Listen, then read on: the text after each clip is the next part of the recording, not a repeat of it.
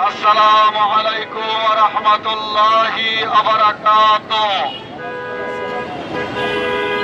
দেশবাসী ভাই ও বন্ধুগণ, আপনারা নিশ্চয়ই দেখছেন এবং জানেন যে আজকে জাতির মানুষ বিভিন্ন দলে উপদলে বিভক্ত হয়ে সংঘাত সংঘর্ষে লিপ্ত। আজকে জাতির মানুষ তাদের মধ্যে কোনো ঐক্য নেই। এই বিভক্ত কেন? সমাজ ও রাষ্ট্র পরিচালনায় মানুষের সার্বভৌমত্ব, আইন বিধান কর্তৃত্ব মেনে জাতির মানুষ আল্লাহর রুবুবিয়তের সাথে শিরক করছে। মানুষের মন গড়া সংবিধানের আনুগত্য করে আল্লাহর উলুহিয়াতের সাথে শিরক করছে। মানব রচিত ব্যবস্থার ভিত্তিতে নেতৃত্ব দানকারী নেতা নেত্রী সরকারের আনুগত্য করে আল্লাহর রাসূল হযরত মুহাম্মদ সাল্লাল্লাহু আলাইহি সাল্লামের ইতাআতে শিরক করছে।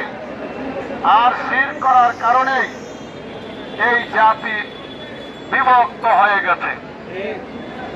এখন এই জাতিকে যদি ঐক্যবদ্ধ করতে হয় তাহলে কি করতে হবে?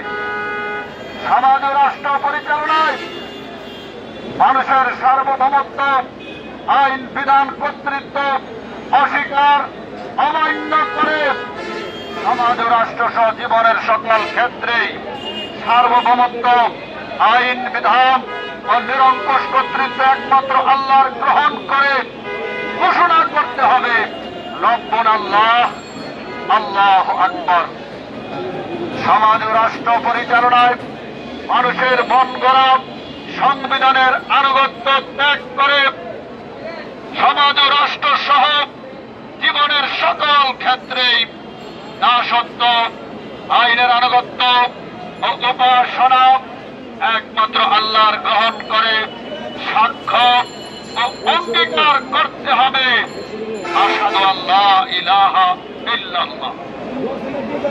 সমাজ ও রাষ্ট্র পরিচালনায় মানব রচিত ব্যবস্থার ভিত্তিতে যারা নেতৃত্ব দিচ্ছে, এই বাতিল নেতা, অবৈধ নেতা নেত্রীদের আনুগত্য অস্বীকার অমান্য করে সমাজ ও রাষ্ট্র সহ জীবনের সকল ক্ষেত্রেই শর্তহীন আনুগত্য, অনুসরণ, অনুকরণ আল্লাহর রাসূল হযরত মুহাম্মদ সাল্লাল্লাহু আলাইহি ওয়াসাল্লামের গ্রহণ করে সাক্ষ্য ও অঙ্গীকার করতে হবে আশহাদু আন্না মুহাম্মাদার রাসূলুল্লাহ। এই তিনটা বিষয় হচ্ছে ঐক্যের মূল ভিত্তি।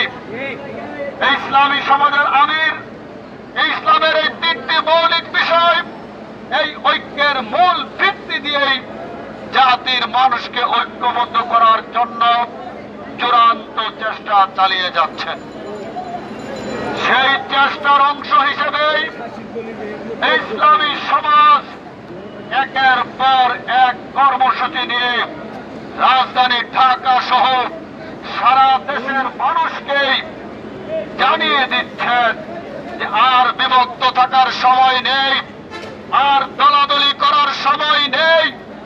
আসুন আমরা ঐক্যবদ্ধ হই, জাতির মানুষকে জাহান্নামের আগুন থেকে আমরা বাঁচাই, জাতির মানুষকে আল্লাহর আযাব গজব থেকে আমরা বাঁচাই। সেই লক্ষ্যেই ইসলামী সমাজের আমির গতকাল 19শে মে জাতীয় প্রেস ক্লাবের সামনে থেকে কর্মসূচি ঘোষণা করেছেন। 28, 29, 30 তিন দিনের কর্মসূচি।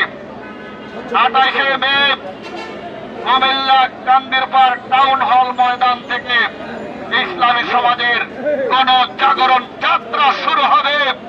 কুমিল্লার দাউদকান্দি থানার রায়পুর কুশিয়ারা এসে শেষ হবে।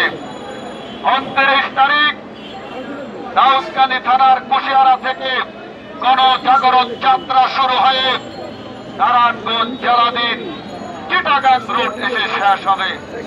30 তারিখ গণজাগরণ যাত্রা নারায়ণগঞ্জের চিটাগাং রোড থেকে শুরু হয়ে যাত্রাবাড়ি সায়দাবাদ হয়ে রাজধানী মার্কেট গুলিস্তান হয়ে প্রেস ক্লাব গিয়ে শেষ হবে।